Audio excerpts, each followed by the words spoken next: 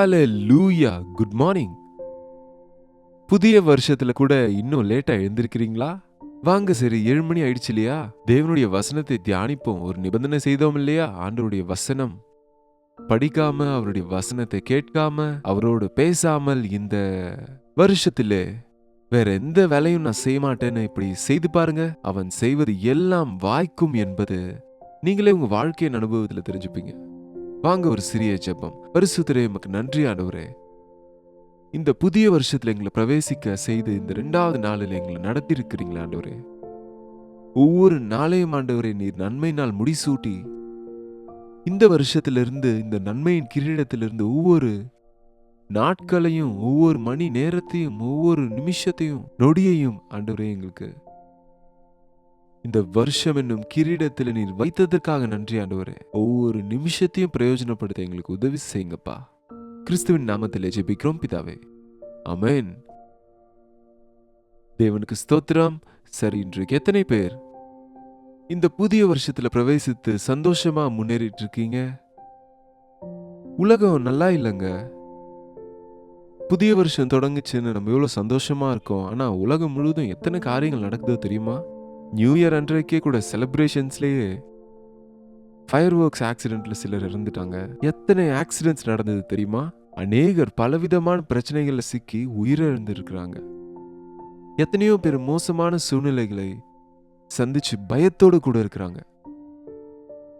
தேவனுடைய கிருபையில நாம சுகமா இருக்கிறோம்னு சொன்னா அதுக்காக நம்ம தேவனை எவ்வளவோ துதிக்க வேண்டிய அவசியம் இருக்கு. இந்த காலம் பொல்லாதது.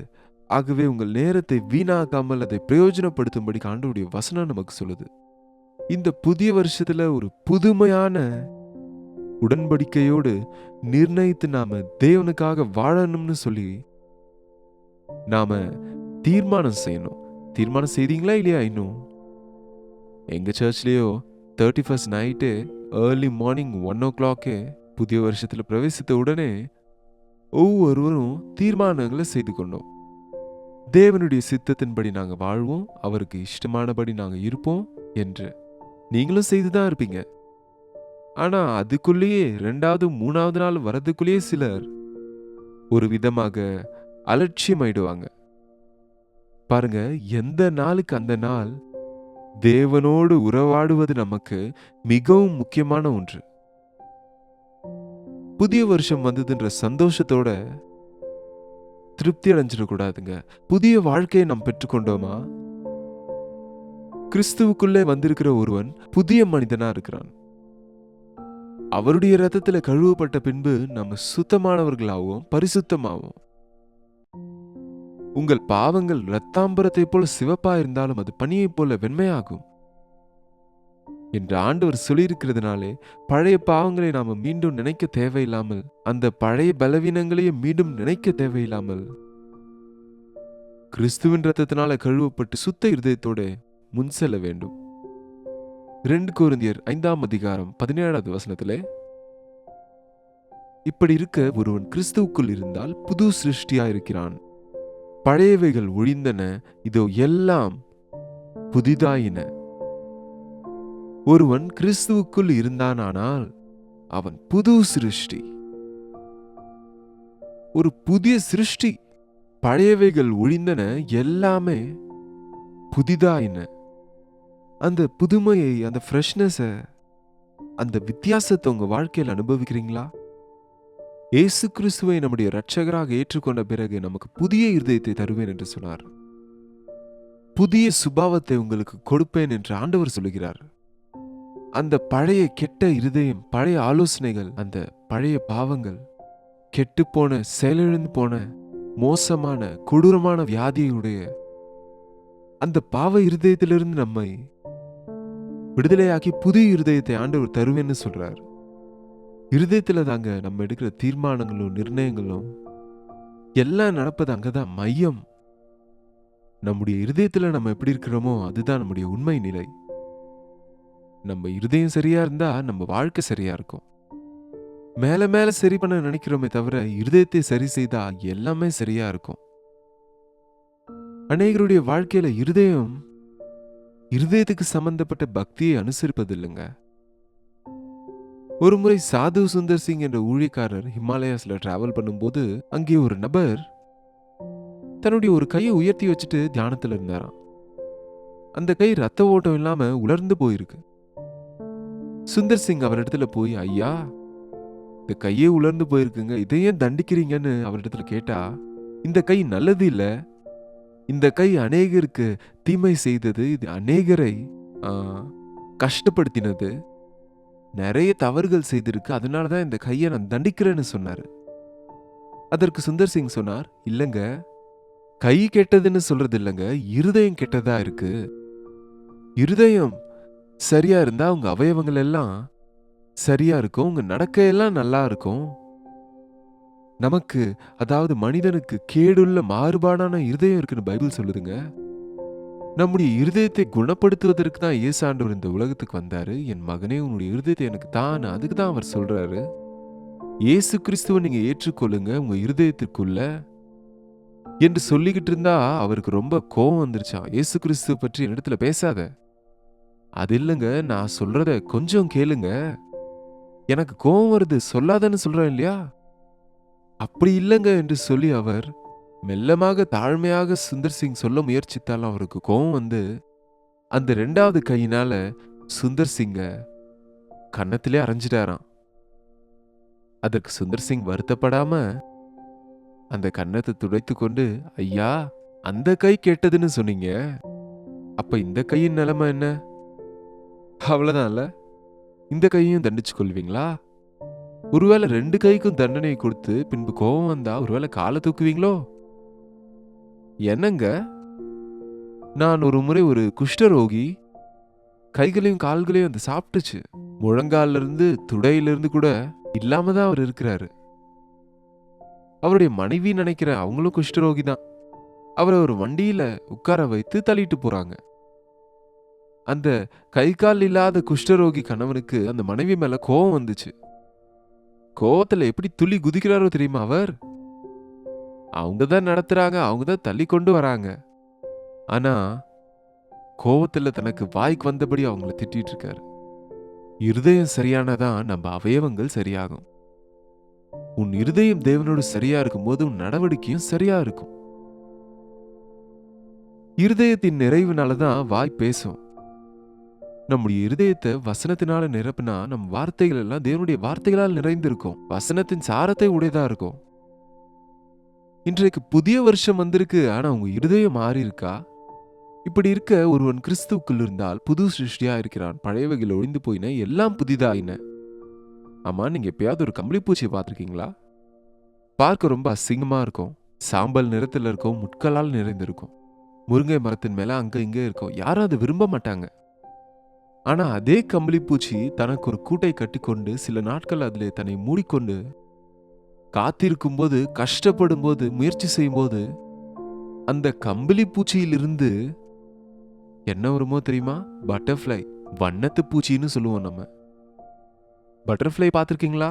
எவ்வளவு அழகா இருக்குமோ. பிள்ளைகளுக்கு மட்டும் இல்ல, அது பெரியவங்களுக்கும் அவங்க இருதயத்துக்கு மகிழ்ச்சி ஊட்டுகிறதா இருக்கும். ஏன்னு சொன்னா அது இறகுகள் பல வண்ணத்துல இருக்கும்.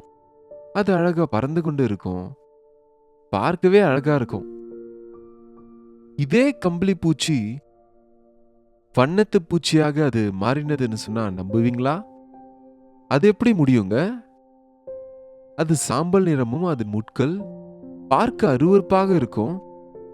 இது பல வண்ணங்கள்ல இருக்கு, சிறகுகள் இருக்கு, பறக்குது. அது கண்டதை சாப்பிடுது. இது பூக்களில் இருக்கிற மகரந்தத்தை சாப்பிடுது. அதற்கும் இதற்கும் சம்பந்தமே இல்லையே என்று சொல்லுவோம். அப்படிதாங்க, ஏசாண்டவரை அறிந்த பிறகு நம் வாழ்க்கையில் அப்படிப்பட்ட மாற்றங்கள் உண்டாகும். அருவருப்பான காரியங்களிலே ஆனந்தப்படுகிற நீ ஒழுங்கற்ற ஆட்டம் பாட்டம், மூவிஸும் செல்போனும், அதுல இருக்கிற செத்தையும் வெத்தையும், அதுல இருக்கிற எல்லா குப்பைகளையும் அதை எவ்வளவு ஆசையா பார்த்து கொண்டு இருப்பாங்க இல்லையா? பாவத்திற்கு அடிமையாகி விட்டாங்க, பாவத்தை தேடிட்டு இருப்பாங்க. ஆனால் ஒரு மனிதன் இயேசு கிறிஸ்துவை ஏற்றுக்கொண்ட பிறகு அப்படிப்பட்ட காரியங்களுக்கு அதன் பக்கம் போக மாட்டார், அதை வெறுப்பார். எப்படி ஒரு வண்ணத்து பூச்சி அது பூந்தோட்டங்களில் இருக்குமோ, அந்த பூக்களில் உள்ள மகரந்தத்தை எடுத்துக்கொள்ளுமோ, அதுபோல இயேசு கிறிஸ்துவை அறிந்த நாம பரிசுத்த இருதயத்தோடு ஆண்டவரை தேடுகிறவர்களோடு கூட நீதியையும் அன்பையும் சமாதானத்தையும் விசுவாசத்தையும் பின்தொடர்கிறவர்களா இருப்போமே தவிர பழைய பாவ வாழ்க்கையை விரும்புகிறவர்களா இருக்க மாட்டோம்.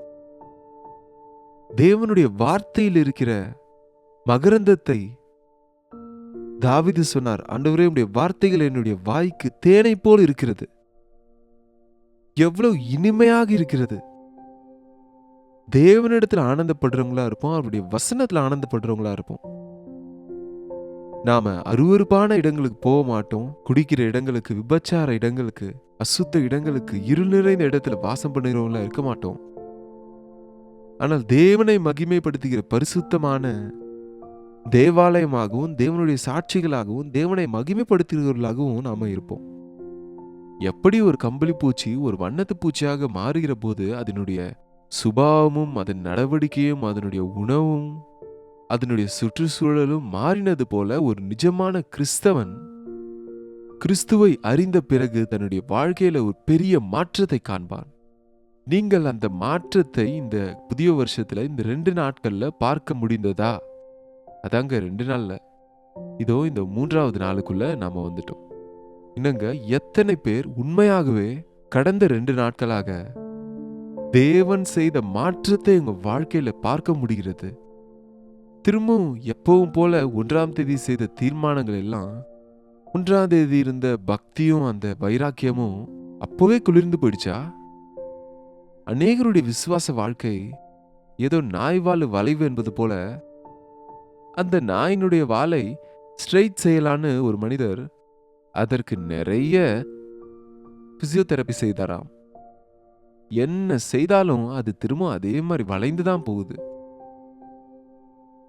அதற்கு கயிறை போட்டு 1 மாச அளவு நேராக நிமித்தி கட்டி வைத்தாராம். 1 மாதத்திற்கு பின்பு கழட்டினா திரும்ப அது அதே மாதிரி வளைஞ்சிருச்சான். ஆமாங்க, மனிதன் தன்னுடைய சுபாவத்தை மாற்ற முடியாது. எத்தியோப்பியன் தன்னுடைய தோலை மாற்றிக்கொள்ள முடியுமா? சிவிங்கி தன்னுடைய புள்ளிகளை மாற்றிக்கொள்ள முடியுமா? தீமைக்கு பழகின மனிதன் தான் நன்மை செய்ய அவனால முடியாது. அதற்கு தான் நமக்கு நம்முடைய இருதயத்தை மாற்றக்கூடிய, நமக்கு புதிய இருதயத்தையும் புதிய சுபாவத்தையும் தரக்கூடிய இயேசு கிறிஸ்து தேவைங்க. நீங்க இயேசு கிறிஸ்துவனுடைய புதியதொரு சுபாவத்தை பெற்றுக்கொண்டால் பாவத்தினுடைய பக்கத்துக்கு இனி போக மாட்டீங்க. எவையெல்லாம் உங்களுக்கு சந்தோஷம் நீங்க நினைச்சீங்களோ அவைகள் உங்களுக்கு அருவருப்பா இருக்கும். எதுல எல்லாம் நீங்க ஒரு காலத்துல அலட்சியமா இருந்தீங்களோ அதுல இருக்கிற மேன்மையை உணர்ந்து மனக்கண்கள் திறந்த நிலைமையில நாம இருக்க முடியும். எசேக்கியேலின் புஸ்தகம் 36ஆம் அதிகாரம் 26வது வசனத்துல, புதிய இருதயத்தை உங்களுக்கு கொடுப்பேன், புதிய சுபாவத்தையும் நான் உங்களுக்கு கொடுப்பேன். கல்லான இருதயத்தை எடுத்து போட்டு மாம்சமான இருதயத்தை உங்களுக்கு கொடுப்பேன். என் ஆவியை உங்களுக்குள்ளே நான் வைத்து என்னுடைய கட்டளை பின்பற்றுகிறவர்களாக என் நியாயங்களை கைக்கொள்ளுகிறவர்களாகவும் உங்களை நான் செய்வேன். ஹல்லேலூயா. இந்த புதிய வருஷத்துல நம்மை நாமே மாற்றிக்கொள்ள முடியாததுனால ஆண்டவர் கொடுக்கிற புதிய இருதயத்தையும் புதிய சுபாவத்தையும் பெற்று அவருடைய ஆவியை உடையவர்களாக, ஆவிக்குள்ளானவர்களாக, பரிசுத்தர்களாக நாம் வாழ தேவன் நமக்கு உதவி செய்வாராக. ஜெபிப்போம். பரிசுத்தரே, அன்பான தகப்பனே, இன்னொரு முறை ஆண்டவரே உம்முடைய பாத தண்டைக்கு நாங்க வருகிறோம். இந்த புதிய வருஷத்துல நாங்க முன் செல்லுகையில் ஆண்டவரே, பழையவைகள் ஏதோ எங்களை பின்தொடராதபடிக்கு உம்முடைய ஆவியை எங்களுக்குள்ளே வைத்து உம்முடைய வசனத்தின்படி வாழ எங்கள் அடிகளை உறுதிப்படுத்துங்க. எங்கள் பழைய சுபாவம் புதைக்கப்பட்டதென்று கிறிஸ்துவுடன் புதிய சுபாவத்தை உடையவர்களாக முன் சென்று இந்த புதிய வருஷத்துல நாங்க உம்மை மகிமைப்படுத்தவும் உம்மை பிரியப்படுத்தவும் இந்த உலகத்துக்கு வெளிச்சமாக இருக்கவும் அனுதின தியானத்தில் பங்கேற்கிற ஒவ்வொருவருக்கும் நீங்க உதவி செய்ய வேண்டும் என்று கிறிஸ்துவின் நாமத்திலே கேட்கிறோம் பிதாவே, ஆமேன். பிதாவாகிய தேவனுடைய அன்பும் குமாரனாகிய இயேசு கிறிஸ்துவின் கிருபையும் பரிசுத்த ஆவியானவரின் அந்யோன்யமும் ஐக்கியமும் கூடி வந்திருக்கிற நம் அனைவருக்கும் இப்பொழுதும் சதா காலமும் துணையாயிருப்பதாக. ஆமேன். தேவனுக்கு ஸ்தோத்திரம். தேவனோடு நெருக்கமா இருங்க. உங்களுடைய ஜெப விண்ணப்பங்களுக்கும் பாரங்களுக்கும் பிரைஸ் ரிப்போர்ட்ஸ் 8939801234 நம்பருக்கு நீங்க வேற நாடுகளிலோ எங்கிருந்து பார்த்து கொண்டிருந்தாலும் கூட இந்த நம்பருக்கு நீங்க எந்த நேரமானாலும் ஒரு டெக்ஸ்ட் அல்லது வாய்ஸ் மெசேஜ் மூலம் எங்களுக்கு தெரியப்படுத்துங்க. நாங்க உங்களுக்காக ஜெபித்து கொண்டே இருக்கிறோம். தேவன் நிச்சயமா நமக்கு பதில கொடுப்பார். நீங்களும் விசுவாசத்தோட ஜெபிங்க. டாக்டர் ஜெயபால் யூடியூப் பேஜ் இன்னும் சப்ஸ்கிரைப் பண்ணலன்னா சப்ஸ்கிரைப் பண்ணிக்கொள்ளுங்க. தொடர்ந்து உங்களுக்கு இன்டிமேஷன்ஸ் வர உதவியா இருக்கும். ஒவ்வொரு முறையும் இந்த நிகழ்ச்சிகளை நீங்க பார்க்கும்போது லைக் செய்ய மறக்காதீங்க. முக்கியமா ஷேர் செய்ய மறந்துடாதீங்க. உங்களுடைய பெயரையும் ஊரையும் கூட கமெண்ட் செக்ஷன்ல எங்களுக்கு நீங்க தெரியப்படுத்தலாம். கர்த்தருக்கு சித்தமானா நாளைக்கு அனுதின தியானத்துல இதே நேரத்துல ஆண்டவருடைய செய்தியோடு மீண்டும் உங்களை சந்திக்கிறேன். அது ஒரு கர்த்தருடைய கிருபை உங்களுக்கு துணையாயிருப்பதாக.